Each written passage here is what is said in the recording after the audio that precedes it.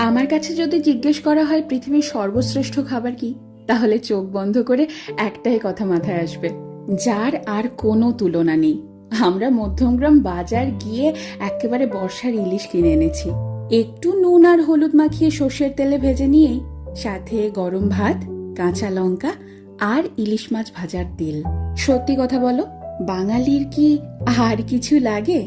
এই দিয়ে তো পুরো প্লেট খালি। আমার মা যেহেতু স্কুল শিক্ষিকা, তাই অনেক সময় এমন হয়েছে ঘটা করে রান্না করার সময়ই পাইনি। আর সে সময় যদি বাড়িতে ইলিশ মাছ থাকতো, তাহলে এই ইলিশ মাছ ভাজা দিয়ে কত তৃপ্তি করে খেয়ে উঠেছি সবাই।